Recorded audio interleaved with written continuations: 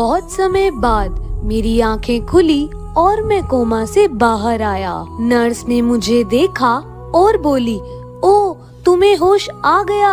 मैंने नर्स से पूछा कि मैं कितने समय से कोमा में था। नर्स ने कहा, तुम 10 साल से कोमा में थे। ये सुनकर मैं हैरान था कि 10 साल से मेरे माँ बाप मेरे होश में आने का इंतजार कर रहे थे। और फिर मैंने नर्स से पूछा कि वैसे अभी टाइम क्या हुआ है। नर्स बोली, सुबह के 6:55। ये सुनकर मैंने नर्स से कहा, मैं रोज 7 बजे उठा करता था, तो 5 मिनट और सोने दो।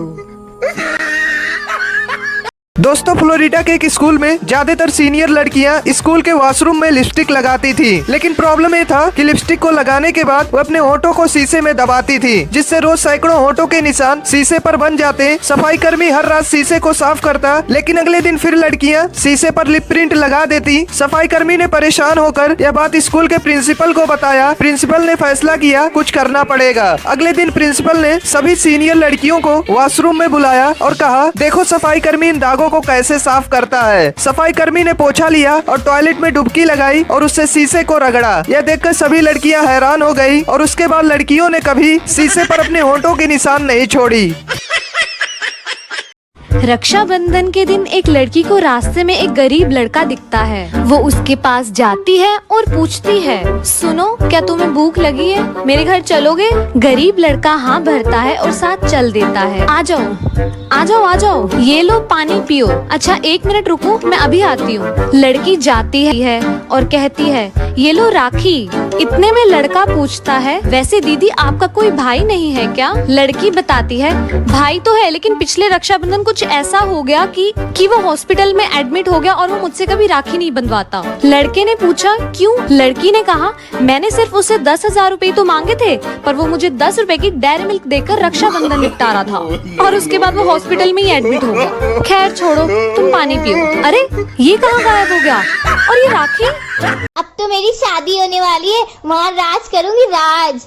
बर्तन घसना भी होगा, कपड़ा धोना भी होगा, चाय बनाना भी होगा, खाना पकाना भी होगा। सुबह शाम घर में झाड़ू पोछा करेगा,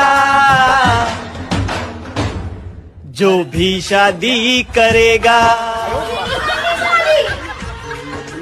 एक बार 3 शराबी दोस्त कहीं जा रहे थे। फिर एक शराबी दोस्त ने टैक्सी को इशारा करके रोका और टैक्सी रुक गई। फिर एक एक करके तीनों दोस्त टैक्सी में बैठ गए। टैक्सी ड्राइवर जानता था कि इन तीनों ने पी रखी है, तो ड्राइवर ने चालाकी से गाड़ी का इंजन स्टार्ट किया और 2 सेकंड बाद वहीं बंद कर दिया, ताकि शराबियों को लगे कि वह पहुंच गए। फिर पहले दोस्त ने ड्राइवर को खुशी खुशी 300-400 रुपए दे दिए। फिर दूसरे दोस्त ने भी ड्राइवर को खुशी खुशी गले लगाया और 300-400 रुपए दे दिए। फिर तीसरे दोस्त को शंका हुई कि वो इतनी जल्दी कैसे पहुंच गए, और फिर उसने खींच के ड्राइवर को थप्पड़ मारा। फिर ड्राइवर को लगा कि उसका झूठ शायद पकड़ा गया। फिर उसने पूछा कि मुझे आपने थप्पड़ क्यों मारा? फिर तीसरा दोस्त बोला, तुमने गाड़ी को बहुत तेज चलाया, हमारी तो जान ही जाने वाली थी, अगली बार धीरे चलाना।